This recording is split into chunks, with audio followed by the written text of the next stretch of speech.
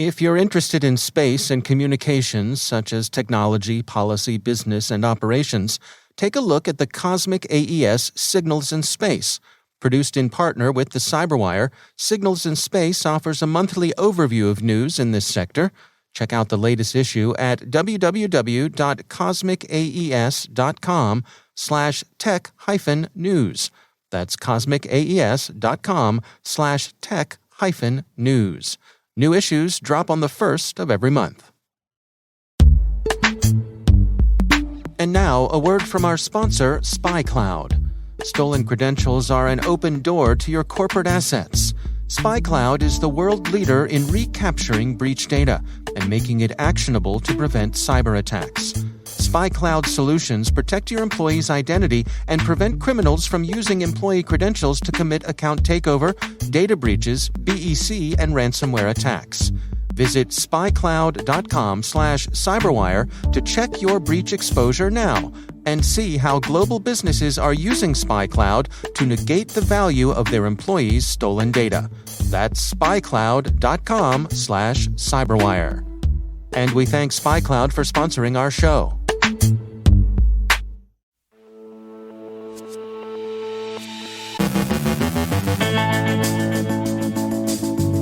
Ransomware continues to hold pride of place in cybercrime, a look inside the mind of cyber gangland, or at least that portion of their mind that they're willing to expose. Business email compromise operators look for communication skills, and the underworld seems to think university students make good money mules. Reports of vulnerabilities in a home security system. Canberra angers Beijing. Caleb Barlow has thoughts on the FBI response to MS Exchange vulnerabilities. Our guests are Peter Singer and Lisa Guernsey on New America's Teaching Cyber Citizenship Initiative. And CISA and the FBI advise being alert over Labor Day.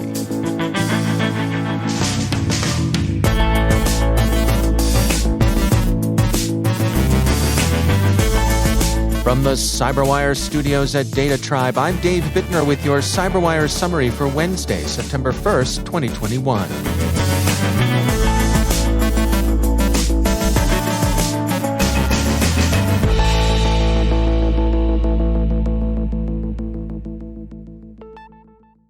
Ransomware continues to remain at or near the top of defenders' concerns. Research released by the NCC Group has found what the security researchers characterize as a threefold increase in targeted ransomware attacks so far this year, and they note the now familiar trend toward double extortion. Ransomware incidents are now routinely also data breaches, and both the criminals and their victims bring that expectation to their interactions. So what are the ransomware gangs thinking? Flashpoint looks at Russian sources in the forum OSINT who've been talking to the Lockbit gang, the outfit whose most recent caper has been the attack on Bangkok Airways. Among other things, Lockbit dismisses reports that they're under law enforcement pressure. Short of kicking down doors and slapping on the cuffs, who cares? Lockbit explains, quote, "We did not feel the pressure of the security forces. The pressure of the security forces can be felt only when they have already come to you with a warrant and jumped into your window. It is impossible to put pressure on us with other methods." End quote. So they take down your infrastructure. So what? Get more of it. Just a cost of doing business. Sure, it disrupts you for a while, but you get up and get back in the game. Are the gangs concerned about the law? I mean, what if governments made it illegal for companies to pay ransom? To gangland, that's not a problem. The hoods confidently predict that there will be no law that prohibits companies to pay a ransom.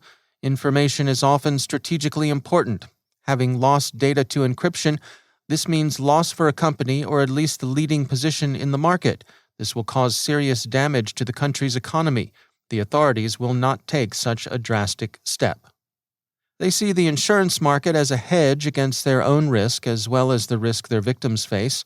In the U.S., they say, insurance in this area is very well developed, and it is here that most of the richest world companies are concentrated. They've had little difficulty recruiting talent, despite attempts by various gray market fora to deny access to ransomware operators. They enjoy a big reputation in criminal circles, says Lockbit, And they don't need mass-market advertising campaigns to let people know they're hiring. And what about the frosty relations that currently exist between Russia and most of the West? Lockbit says, the non-friendly relations of the West are beneficial for us. It allows us to conduct such an aggressive business and feel calm being in the countries of the former USSR. That is, bad relations make privateering easier. But the main attraction Western targets hold for them, they say, is wealth. They pick their victims on the Willie Sutton-esque grounds that they'll follow the money. Besides, they're patriots too and don't like to see Russia bad-mouthed. As Lockbit says, all media are controlled and not apolitical. Russia is presented in the West as an aggressor and the main enemy. Therefore, it is beneficial for the West at any opportunity to accuse Russia of all sins in order to form a negative opinion about the main enemy, and it is absolutely not necessary that these accusations be substantiated. Towards China, the West behaves the same way. Finally, they, like many others, are on a journey of self-actualization. They love their work, they have passion, as legitimate types out in Silicon Valley are wont to say, and money won't buy happiness. But, we might note, neither does crime appear to beget guilt, and guilt beget sadness. Whatever else is going on, there's a failure of imagination concerning the effects of their crimes on their victims. Ransomware isn't the only criminal activity to flourish in the underworld markets. Security firm Intel 471 has issued an account of the way in which underworld criminal markets have commodified business email compromise attacks, now adapted for and available to even the meanest criminal understanding. But it's not necessarily the technical chops that are in demand when BEC gangs look for collaborators. Among the skills actively sought in the criminal job boards are strong communication skills. Native speakers of English are particularly valued. This is unsurprising, given the place social engineering plays in business email compromise. The scruffily composed email lacks the persuasive sheen needed to induce people to act against their interests. So, if you're good at business communication, you may have a big criminal future ahead of you. Not, of course, that you'd want that. Another service in demand is the lower skill of money laundering. Researchers at security firm Mimecast report seeing an increase in spam campaigns seeking to recruit university students as money mules. Recruiting is often a two-step process. First, the criminals compromise a student's email account, including their address book, and then send the student's contacts emails offering them a future in the exciting world of, well, however you describe being a money mule. I don't know. They seem nice and the work seems easy, right? Rapid7 yesterday disclosed that multiple vulnerabilities affect the Fortress SO3 Wi-Fi home security system. Rapid7 disclosed the vulnerabilities 3 months after reporting them to Fortress, during which time Rapid7 says it received no acknowledgement from Fortress. Lawyers representing Fortress told TechCrunch that Rapid7's claims were false, purposely misleading, and defamatory, but they were short on details. Bloomberg has an account of an upsurge in cyber attacks against Australian targets, largely government agencies and universities.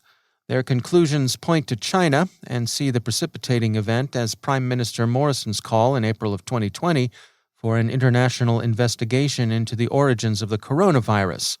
The call was not to Beijing's pleasure, and the response was delivered in cyberspace. Les Devoirs reports that Quebec's Ministry of Health is assuring citizens of the province that the QR codes used in its vaccine tracking system are safe. The reassurance comes after Crypto.Quebec reported that QR codes associated with prominent political figures had been compromised, with attendant exposure of personal data. And finally, the FBI and CISA warned, as the U.S. Labor Day holiday approaches this weekend, that holidays have commonly been occasions for heightened rates of cyber attack. Bleeping Computer offers a rundown of such correlations. Eric Goldstein, Executive Assistant Director for Cybersecurity at CISA, said in an email that we and other outlets received, quote, "Ransomware continues to be a national security threat and a critical challenge, but it is not insurmountable. With our FBI partners, We continue to collaborate daily to ensure we provide timely, useful, and actionable advisories that help industry and government partners of all sizes adopt defensible network strategies and strengthen their resilience. All organizations must continue to be vigilant against this ongoing threat." End quote. So, as Labor Day approaches, enjoy, but be on your guard.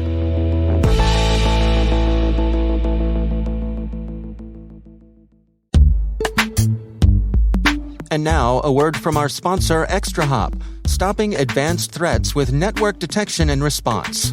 Let's face it, cyber attackers have the advantage. ExtraHop is on a mission to help you take it back. Regain the upper hand with security that can't be undermined, outsmarted, or compromised. With complete visibility from ExtraHop, enterprises can detect malicious behavior, hunt advanced threats, and forensically investigate any incident with confidence. When you don't have to choose between protecting your business and moving it forward, that's security uncompromised. See how it works in the full product demo, free online at extrahop.com/cyber. That's extrahop.com/cyber. And we thank ExtraHop for sponsoring our show.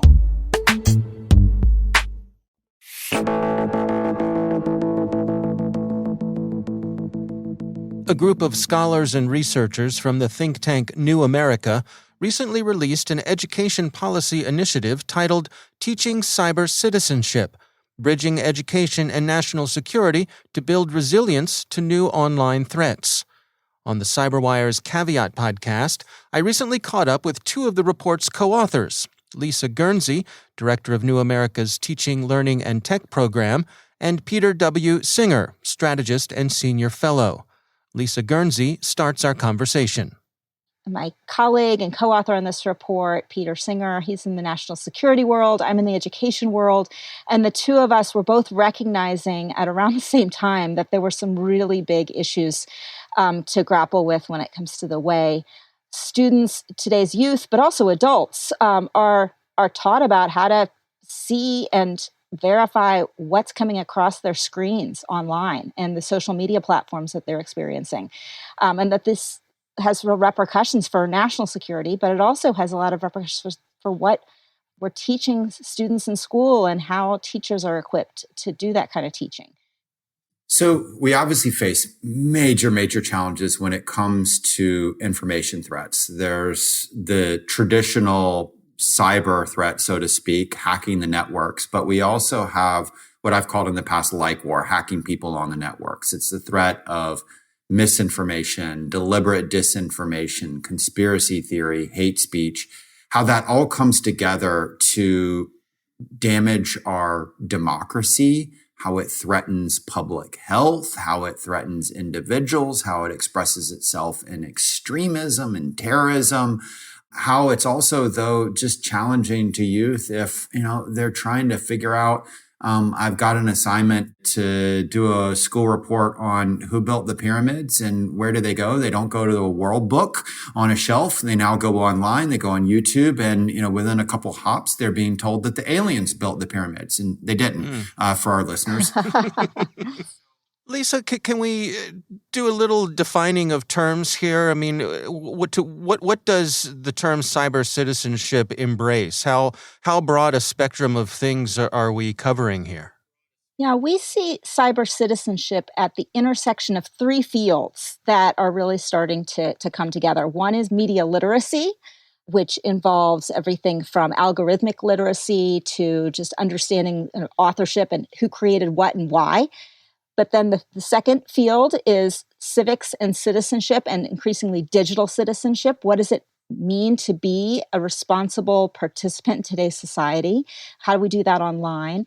And then the third field is cybersecurity and cybersecurity awareness. And the threats that Peter's just noted, and that I know your audience knows so well, they involve everything from, of course, privacy and security and encryption, but increasingly are also about various kind of individual actors online trying to funnel people into places where they might be seeing more and more disinformation, conspiracy theories. And so how do we understand that threat? So at the intersection of those three fields, that's where we see cyber citizenship. And it's that ability to have the resilience to understand and to fend off disinformation, misinformation, and also increasingly malinformation, where it may be information that is in fact true, but was put out there to harm others. So it's starting to really understand that full landscape, and that's what we define as cyber citizenship.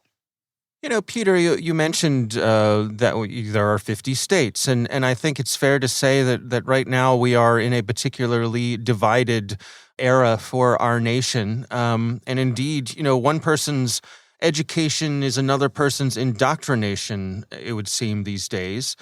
Is it a challenge to find a common denominator, to find a starting point for this sort of thing that everyone can agree on?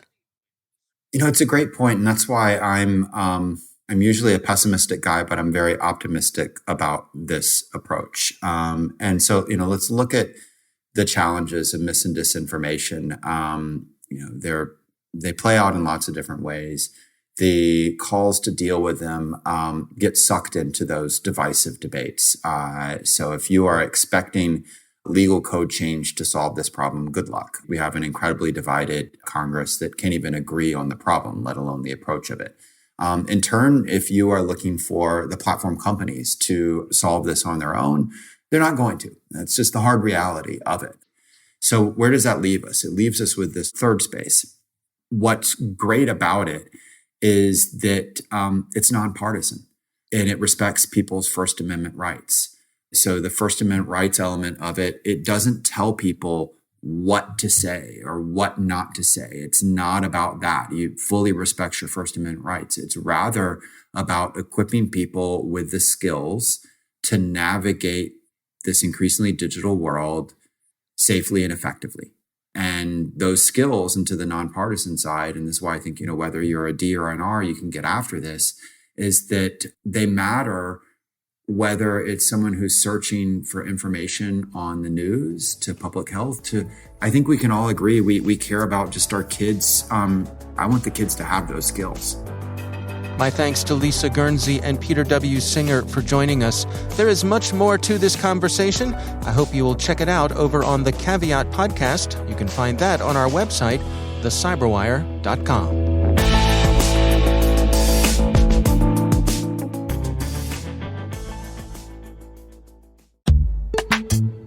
And now, a word from our sponsor, Verizon. Mitigate the risks and realize the benefits of digital transformation with the help of Verizon, a leader in cybersecurity managed and professional services for nearly 2 decades. From secure cloud computing solutions to advanced detection and response capabilities, Verizon helps secure data, networks, and infrastructure of many of the world's best-known organizations. Their annual Data Breach Investigations report is considered the gold standard of cybercrime research. And Verizon's leadership in network, wireless, and IoT connectivity makes it uniquely capable of protecting the ever-expanding attack surface. Let Verizon help you optimize your defenses and achieve the maximum return on your security investments. Learn more at verizonenterprise.com/products/security.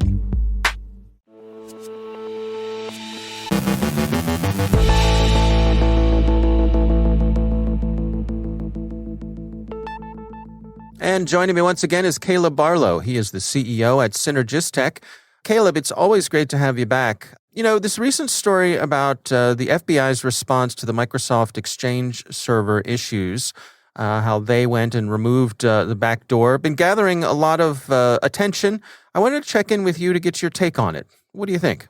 Well, first of all, I mean, the geeky side of me, Dave, just thinks it's awesome. In that, it's hard to come up with an opinion on this. On one hand, you can't not be impressed with the legal argument. And okay, yes, I said lawyers were impressive in this case, not something you normally hear me say. Okay, don't let it happen again. Don't let it happen again, but it is really impressive in the legal argument. On the other hand, it's really kind of scary of what door did we just walk through and did we consciously do it? But here's the thing I think it really underscores. First of all, part of the reason why they did this is because it was going to be too hard and take too long to notify potential victims. And I think we all have to kind of take a pause at that and say, wait a second, how is it that it's too hard for government to notify victims? Well, and I agree with him, it probably would be. we almost, this isn't like the roadway where cars have a license plate.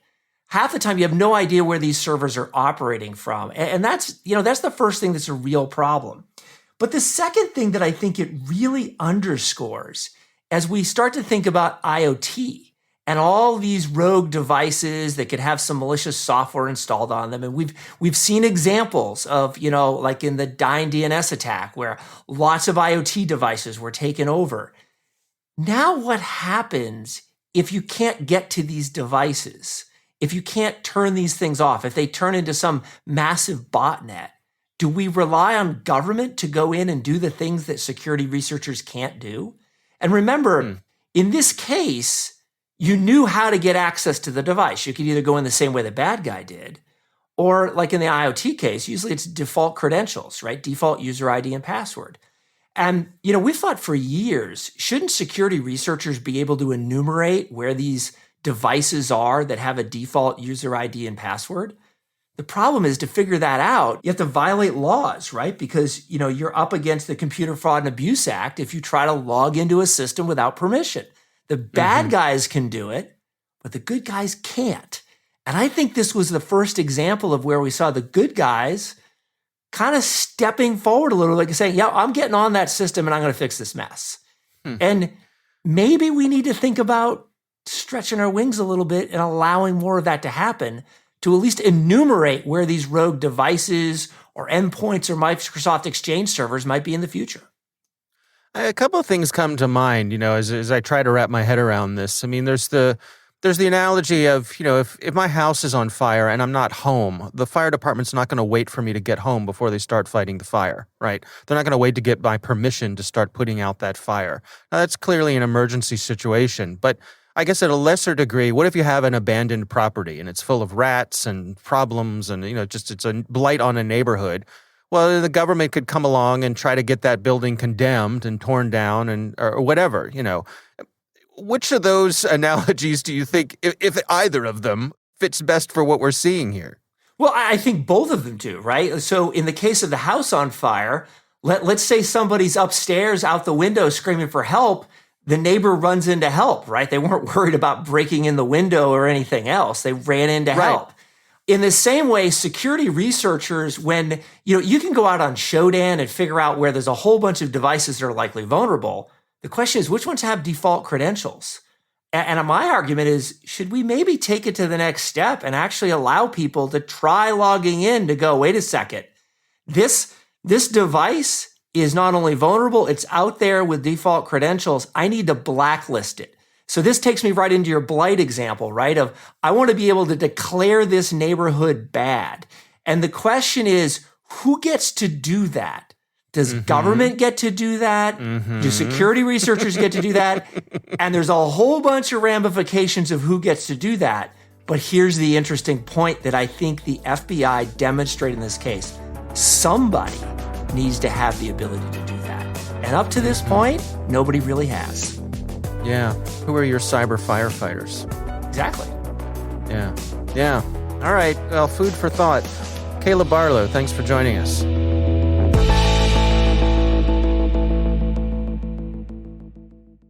Thanks to all of our sponsors for making the CyberWire possible. And speaking of sponsors, stay tuned for a message from our sponsor, Arctic Wolf.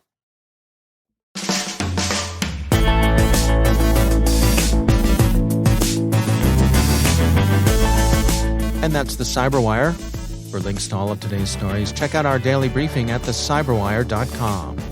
The CyberWire podcast is proudly produced in Maryland out of the startup studios of Data Tribe, where they're co-building the next generation of cybersecurity teams and technology. Our amazing CyberWire team is Elliot Peltzman, Trey Hester, Puru Prakash, Justin Saby, Tim Nodar, Joe Kerrigan, Carol Terrio, Ben Yellen, Nick Valecki, Gina Johnson, Bennett Moe, Chris Russell, John Petrick, Jennifer Iben, Rick Howard, Peter Kilpie, and I'm Dave Bittner. Thanks for listening. We'll see you back here tomorrow.